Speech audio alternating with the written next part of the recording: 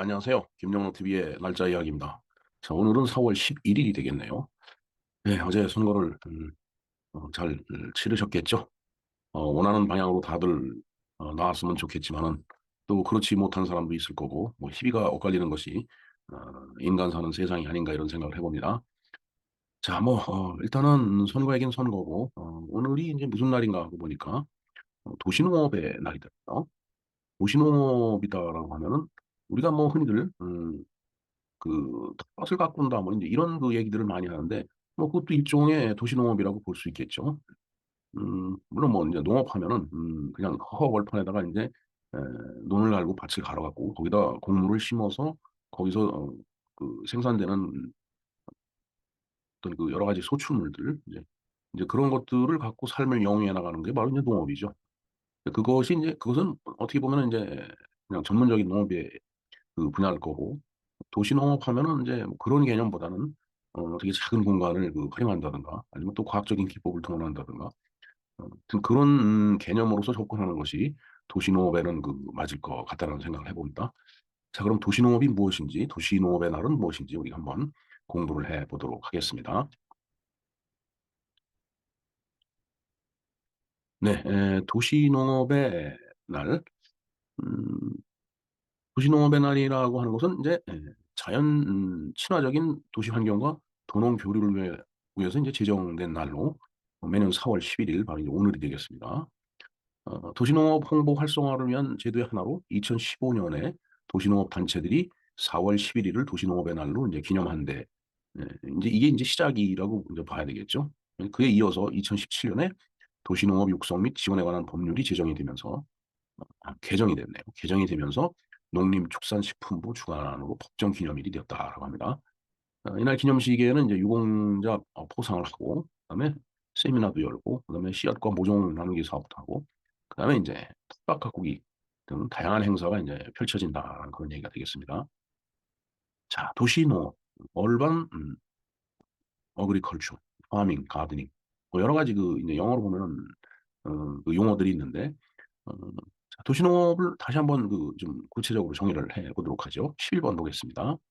도시농업은 도시 제한된 공간을 활용해서 소규모로 농작물을 재배하고 식량을 생산하는 농업 활동으로 농업이 갖는 토양 및 생물 다양성 보전, 그다음 기후 조절, 대기 정화, 공동체 문화 및 정서 함양, 여가 지원, 교육 복지 등 다원적 가치를 도시에서 구현하며 지속 가능한 도시 개발을 이제 지원한다. 그렇게 해서 식량 자급률 및 안정성을 향상시키는 농업으로서 어떤 그 기능 그걸 수행하는 것이 바로 이제 도시농업이다라는 그런 얘기가 되겠습니다. 네, 뭐 모든 그 개념 설명을 보면 뭐 거창하지 않은 게 없습니다, 사실. 근데 이제 우리가 텃밭 얘기를 그 하듯이 아주 그 그렇게 따지면은 아주 착한 그 하나의 작업인데 이제 그런 것들도 이제 도시농업에 포함되기 때문에 뭐 거창한 그 진짜 광활한 대지 위에 뭐 곡물을 심고 하는 그런 거와는 이제 차원이 다르게 소규모로 작게 할 수 있는 그런 부분이다라고 생각을 하면 되겠습니다. 자, 홈 가드닝과 홈 파밍도 도시농업에 속한다. 글쎄요, 홈 가드닝, 홈 파밍 뭐 같은 개념이라고 봤을 때 가정 내에서 뭐 베란다에 뭐 조금뭐를 그 가꾸고 하는 거, 뭐 파 같은 것도 이렇게 거기서 가꾸고 그러죠. 예. 뭐 그런 것들도 이제 도시농업에 속한다라고 이제 그 보고 있네요. 이제 세계적으로 보면은 이제 도시농업의 형태가 뭐 각 나라마다 다 저런 그 형태가 있겠죠. 일본의 체제형 시민농은, 영국의 얼라이먼트, 뭐 독일도 그렇고 클라인 가든, 클라인이 작다라는 뜻입니다. 독일어로 가르텐, 좀 가든이죠. 예. 조금 전에 말씀드린 홈 가드닝 뭐 이런 개념이라고 보면 되겠네요. 뭐 러시아의 쿠바, 그다음에 캐나다 뭐 각 나라별로 매우 그 이제 활발한 활동이 이루어지고 있다라고 합니다.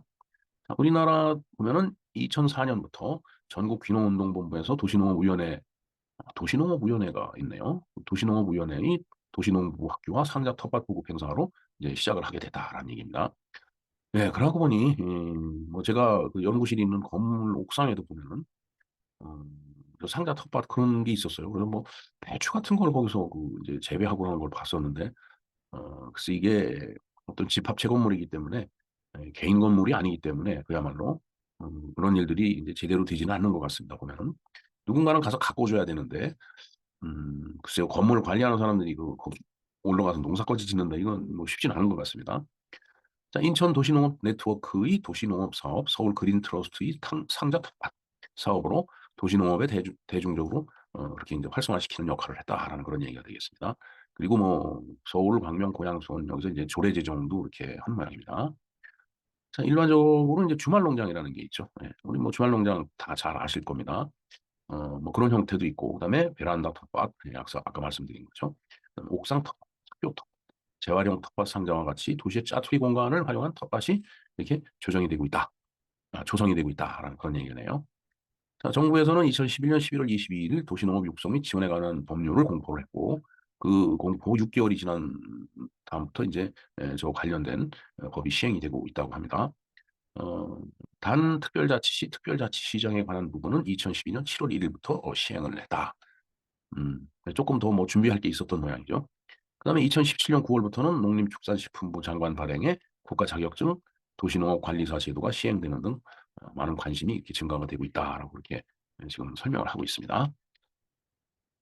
예, 앞으로 전망을 한번 볼까요? 도시농업은 도시의 생태계 순환 구조의 회복과 지역 공동체 형성, 그다음에 로컬 푸드, 개인의 식생활 건강뿐만 아니라 농업에 대한 도시민들의 인식을 전환시키는 등 많은 장점을 가지고 있어 앞으로도 지속적이고 활발한 활동이 이루어질 거다. 그렇게 보고 있습니다. 그리고 이제 유익하고 우수한 측면이 또 많이 이제 있다고 합니다. 도시농업을 함으로 인해서 뭐 지구 온난화 문제라든가 대기 건조, 그다음에 미중 무역 분쟁, 한일 경제 전쟁 등 여파에 따라 계속 발생되는 굉장히 거창합니다. 하여튼 뭐 저런 경제 전쟁을 일으키다 보면은 식량을 자급자족하는데도 영향이 있을 수 있겠죠. 근데 그런 것을 이제 우리가 언급하는 거라고 보면 되겠습니다. 그다음에 이제 뭐 우리나라에도 산불이 많이 나지만 아마존 우림의 산불 뭐 이런 자연재해 등이 지속적으로 일어나게 되면서 기후도 변하고 자꾸 생태계도 파괴되고 그런데 이제 그런 것들을 막을 수 있다라는 얘기죠.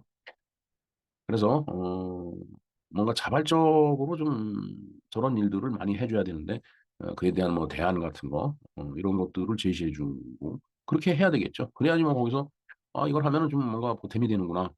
어, 정부나 지자체에서 이런 그 지원과 협조를 또 해주는구나 할 때 이제 많은 관심을 갖고 그런 일을 동참을 하게 될 것이라고 봅니다.